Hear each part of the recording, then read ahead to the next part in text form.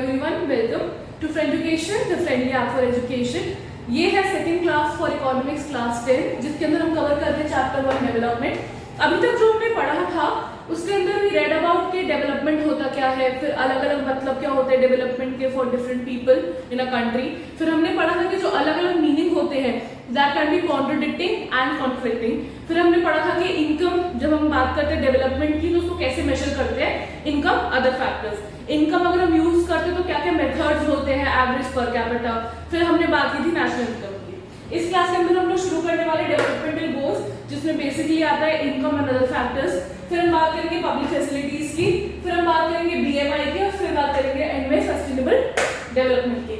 Let us start with the first topic which is developmental goals. ठीक है, अब developmental goals की जब हम बात करते हैं तो what goals are we talking about here, कि एक इंसान जब डेवलपमेंट चाहता है तो वो किन गोल्स की बात करता है, उसको हम डेवलपमेंटल गोल्स बोलेंगे। अब क्या चाहता है एक इंसान चाहता है कि उसको एक तो इनकम मिले, फिर वो चाहता है अदर फैक्टर्स, ठीक है, जिसको हमने अदर फैक्टर्स का हेडर दिया था, we will talk about that today. Income हमने पता ही था, एक हमने एवरेज से निकाला था, एक हमने पर कैपिटा करके निकाला था, ये हमने सब कुछ कर लिया था लास्ट क्लास में। आज हम बात करेंगे अदर फैक्टर्स की। अब मैं अदर फैक्टर्स की बात करूं तो अदर फैक्टर्स क्या क्या होते हैं हम वो देखेंगे आज। ठीक है, सबसे पहला other factor we would take education, फिर वी विल टेक हेल्थ, फिर we would talk about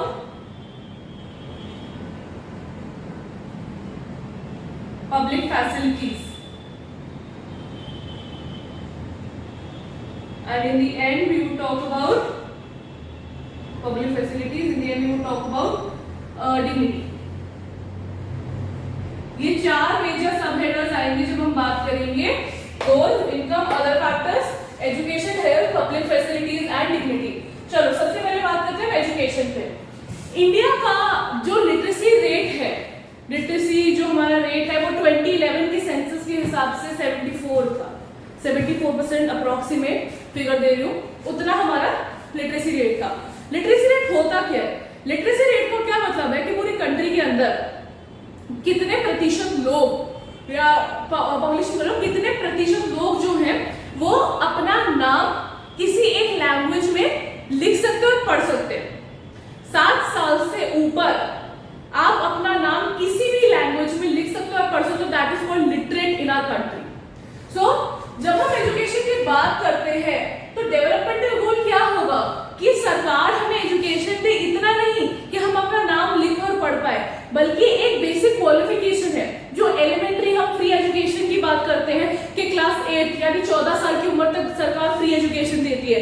free education government school में मिलती है और ईडब्ल्यूएस कोटा में प्राइवेट स्कूल में। ठीक है, तो वही बात है कि फ्री एलिमेंट्री एजुकेशन मिले, बेसिक एजुकेशन मिले हमें सरकार के द्वारा, that would be developmental goal in terms of education. अब हम बात करते हैं in terms of health care क्या है। जब हम in terms of health care बात करेंगे तो हेल्थ केयर का मतलब कि सरकार अपनी तरफ से हमको हेल्थ केयर फैसिलिटीज प्रोवाइड करे। अब सरकार हेल्थ केयर फैसिलिटीज कैसे प्रोवाइड करेगी, थ्रू हॉस्पिटल्स के, जैसे मोहल्ला क्लिनिक खुले हैं दिल्ली में, तो इस प्रकार से मतलब हर एरिया के अंदर गवर्नमेंट की तरफ से प्रोवाइड किए गए, चाहे वो सेंट्रल गवर्नमेंट दे चाहे वो स्टेट गवर्नमेंट दे, हॉस्पिटल दी जाए, नर्सेज दी जाए, डिस्पेंसरीज खोली जाए। ठीक है, जिससे पॉवर्टी जो है, जिस वजह से लोग नहीं ले पाते मेडिसिन, इलाज नहीं करवाते पाते, वो सब ट्रीट हो पाए। So next is health, and as you all know health is wealth, तो इसीलिए health is a major developmental goal. Education क्यों है डेवलपमेंटल गोल, क्योंकि जितना अच्छा एजुकेशन होगा उतना अच्छा एम्प्लॉयमेंट मिलेगा, जितना अच्छा एजुकेशन होगा उतना अच्छा एम्प्लॉयमेंट मिलेगा, उतना जो पॉवर्टी स्ट्रिकन लोग हैं हमारे देश के वो पॉवर्टी से बाहर निकलेंगे, इसलिए वी नीड एजुकेशन। तीसरी हम बात करेंगे पब्लिक फैसिलिटी की, वो हम इसमें बात कर लेंगे अभी। सेकंड टॉपिक जो है हमारा पब्लिक फैसिलिटी है, तो we talk about public facility वहां। डिग्निटी की अगर मैं बात करूं तो मैंने लास्ट क्लास में भी समझाया था कि for example we talk about untouchables. India में कंसेप्ट था कास्ट सिस्टम में अनटचेबल्स का, तो अगर मैं डिग्निटी की बात करूं तो डेवलपमेंटल गोल्स इन लोगों के लिए या विमेन के लिए या थर्ड जेंडर्स के लिए आजकल क्या होगा, डिग्निटी, कि they are treated by respect from the society, they are given dignity, they are dignified with the society. So dignity gaining respect would be a developmental goal from them. तो इसीलिए जब हम डेवलपमेंटल गोल की बात करेंगे, paper में question आएगा तो आप क्या क्या लिखने वाले हो? Developmental goals are divided into two categories. Category 1 income, category 2 other factors. Category 2 के और सब पार्ट्स है 4. First education, health, public facility, dignity. This would be your developmental goals. ठीक है. अच्छा, अब बात करते हैं हम लोग सेकंड की, यानी पब्लिक फैसिलिटीज की. पब्लिक फैसिलिटी होता क्या है? पब्लिक का क्या मतलब है? सबसे पहले पब्लिक समझो. पब्लिक का क्या मतलब होता है? पब्लिक मतलब, अगर हम ओनरशिप की बात करें, अभी हम आगे सेकंड चैप्टर में पढ़ेंगे, पब्लिक मतलब सारे देश की जनता के लिए सरकार द्वारा दी जाए फैसिलिटीज, उनको हम लोग पब्लिक फैसिलिटी बोलेंगे. जो फैसिलिटीज सबके कॉमन यूज के लिए गवर्नमेंट प्रोवाइड करे उसको हम पब्लिक फैसिलिटी बोलेंगे. अब पब्लिक फैसिलिटी हमको क्यों चाहिए? Why are we talking about public facilities here? क्यों है पब्लिक फैसिलिटीज इनका इंपॉर्टेंट? क्योंकि डेवलपमेंट की अगर हम बात करते हैं तो जितने अच्छे पब्लिक फैसिलिटीज लोगों को मिलते हैं उतना ज्यादा वो एरिया डेवलप्ड माना जाता है. फॉर एग्जांपल, दिल्ली में आज हमारे पास ट्रांसपोर्टेशन अच्छा है, हॉस्पिटल हेल्थ केयर अच्छा है, एजुकेशन अच्छा है, तो all these are public facilities. Sanitation है हमारे पास, ठीक है, तो ये पब्लिक फैसिलिटीज में काउंट होगा. Let us compare to some backward area, for example Chhattisgarh या झारखंड. वहां पर लोगों के पास इतना अच्छा ट्रांसपोर्टेशन नहीं है, सैनिटेशन नहीं है, एजुकेशन नहीं है, हेल्थ केयर नहीं है, तो पब्लिक फैसिलिटीज जो है वो कम हो जाती है. कि सरकार के द्वारा जो दी जा रही पब्लिक फैसिलिटीज, हाउसिंग हो गया, वो फूड हो गया, वो इतना अच्छा नहीं है. ठीक है, तो जितना अच्छा पब्लिक फैसिलिटी होगा उतना अच्छा जो है वो एक एरिया का डेवलपमेंट होगा. इसलिए public facilities are important. Public facility के अंदर वेस्ट डिस्पोजल भी आएगा, वेस्ट मैनेजमेंट भी आएगा. ये जो सारी चीजें जो सरकार नॉर्मल सिटीजन्स के लिए करती है उसको हम पब्लिक फैसिलिटी बोलेंगे. तो इसीलिए public facilities are important because जितना अच्छा सरकार पब्लिक फैसिलिटी में इन्वेस्ट करेगी उतना अच्छा डेवलपमेंट होगा. फॉर एग्जाम्पल, सबसे पॉपुलर एग्जाम्पल जो हम पब्लिक फैसिलिटी की बात करते हैं ना, वो आता है केरला का. सबसे इंपॉर्टेंट, केरला में गवर्नमेंट ने अपने लोगों के लिए इतना अच्छा स्ट्रेटेजी किया है कि वी हैव सीन कि एक टाइम पे केरला में 100% लिटरेसी था. इस वक्त नहीं है, लेकिन केरला में एक टाइम पे 100% लिटरेसी था. फीमेल सेक्स रेशियो ज्यादा था. ठीक है, उसके अलावा एजुकेशन लेवल तो आई टॉक्ड अबाउट, हेल्थ में काफी ज्यादा इन्वेस्ट किया गया, बेसिकली ह्यूमन रिसोर्स में इन्वेस्ट किया गया, जिस वजह से केरला बिकेम एन एग्जांपल कि जब सरकार पब्लिक फैसिलिटीज में इन्वेस्ट करेगी तो वो स्टेट कितना डेवलप हो पाएगा. ठीक है, तो we talk about the example of Kerala in this sense. तीसरा सब टॉपिक जो हमें आज बात करनी है वो है बीएमआई. बीएमआई क्या होता है? BMI is body mass index. BMI is body mass index. Body mass index क्या होता है? बेसिकली एक ही पैरामीटर दिया गया है जो बताता है कि अडल्ट मैलन्यूट्रिशन है, नॉर्मल है या ओवर न्यूट्रिशन है. ठीक है, उसको क्लासिफिकेशन करने के लिए बॉडी टेस्ट मार्क्स निकाला जाता है. जनरली गांव में यूज किया जाता है, डॉक्टर्स निकालते हैं BMI टू असेस के एरिया में कितना मैलन्यूट्रिशन है लोगों के अंदर, कितना भूखमरी है, उसको असेस करने के लिए BMI काफी यूज करा जाता है इंडिया में. और BMI निकालते कैसे है? BMI के लिए हमको दो चीजें चाहिए होती है. दो चीजें क्या चाहिए होती है? एक, हमें व्यक्ति का हाइट चाहिए होता है कि वो कितना लंबा है कद में, मीटर्स में. एक, हमें व्यक्ति का वेट चाहिए होता है इन केजीज. ये दो चीजें हमको चाहिए होती है. BMI कैसे कैलकुलेट होगा?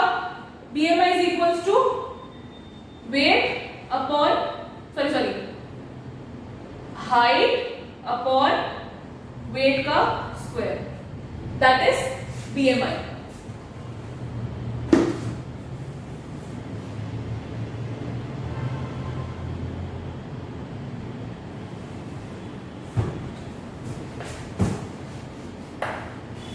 BMI कैसे कैलकुलेट होगा?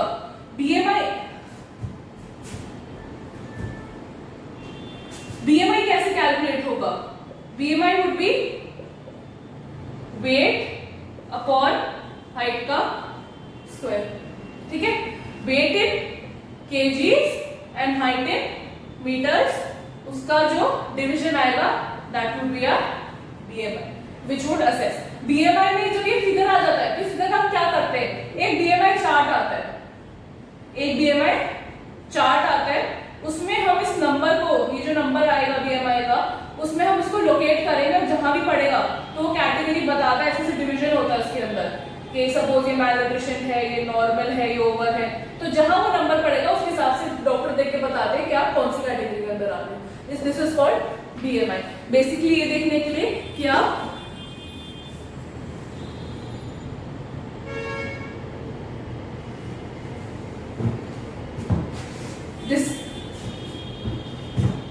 This is BMI. बेसिकली ये देखने के लिए क्या आपका जो वेट है वो ओवर न्यूट्रिशन है, नॉर्मल है या मैलन्यूट्रिशन है. ठीक है. Also BMI is done here. BMI की हम इस चैप्टर में बात क्यों कर रहे हैं? BMI की हम इस चैप्टर में इसलिए बात कर रहे हैं क्योंकि BMI is directly related to the health, food availability to a certain group of people, and that is why BMI is important when we are discussing the chapter development. Towards the end of the chapter we have one thing which is sustainable development. आज तो काफी चर्चा में sustainable development. Sustainable development का मतलब क्या होता है? Sustainable development is basically a development, no doubt. Sustainable development is a development of the present which is done in a way which is eco-friendly and it does not hamper the chances of future generations to develop. Sustainable development basically वो development है जो अभी हम करते हैं लेकिन वो eco-friendly होती है इस तरीके में कि आगे वाले जो हमारे आने वाले generations हैं उनके लिए pollution ना बढ़े और उनके resources deplete ना हो. Okay, they can also do it. Sustainable development is a development of the present without compromising the ability of future generations to do so. This is the official definition of sustainable development that has been provided. The development of the present without compromising the future generations ability to do so. Sustainable development की जब हम बात करेंगे, आपके book में दो case studies दे रखी है सस्टेनेबल डेवलपमेंट की. क्या दे रखी है? एक दे रखा है ऑयल का, एक दे रखा है वाटर का. क्या रीजन है कि यही दो रिसोर्सेज उठाए गए हैं? क्योंकि पूरे वर्ल्ड में जितनी जियोपॉलिटिकल टेंशंस है इसमें दो मेजर फैक्टर्स है, ऑयल और वाटर.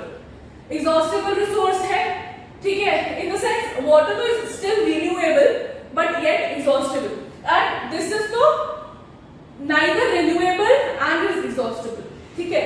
जब हम ऑयल की बात करेंगे, ऑयल का दे रखा है कि बाय 2055 यानी 2055 तक पूरे वर्ल्ड में जितना भी ऑयल है वो सूख जाएगा. We would not have any oil left.